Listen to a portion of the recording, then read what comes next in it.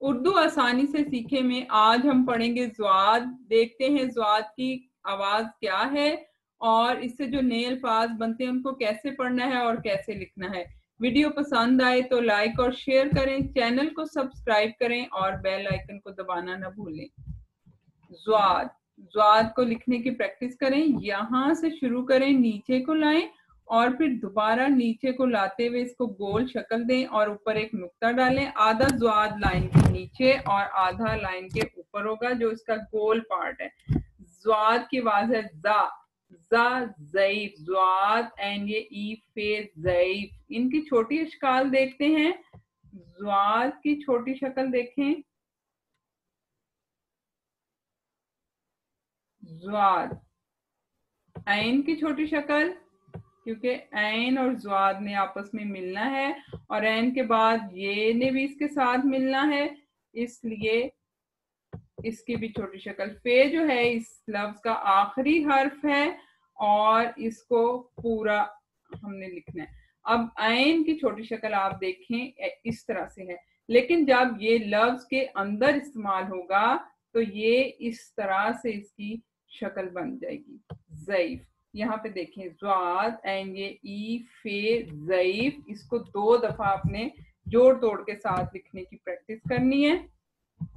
ज़्वाद से जिद, जिद। ज़्वाद को एक दफा लिखने की प्रैक्टिस करें। इसको नीचे की तरफ लाएं, गोल शक्ल बनाएं और ऊपर एक नुक्ता डालें।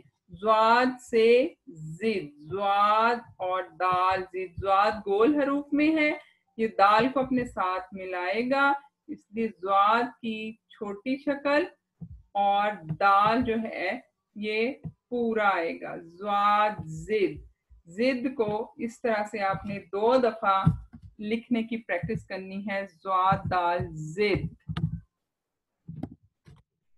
आगे ज़्वाद को एक दफा फिर लिखें, इस तरह से शुरू करें, नीचे को लाते हुए गोल बना के दोबारा इसको नीचे लाएं, गोल शक्ल बनाएं और ऊपर एक नुक्ता डाल दें।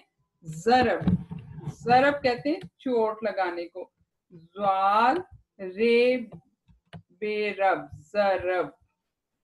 ज़्वाद की छोटी शक्ल, इसलिए कि ज़्वाद ने अपने साथ रे को मिलाना है, लेकिन रे ने बे को नहीं मिलाना, इसलिए रे पूरा लिखा जाएगा और बे चूंकि आखिरी हर्फ है और अलग से भी लिखा जा रहा है, इसलिए बे भी पूरा लिखा जाएगा। ज़्वाद रे बे रब ज़रब, ज़ा रे बे रब ज़रब।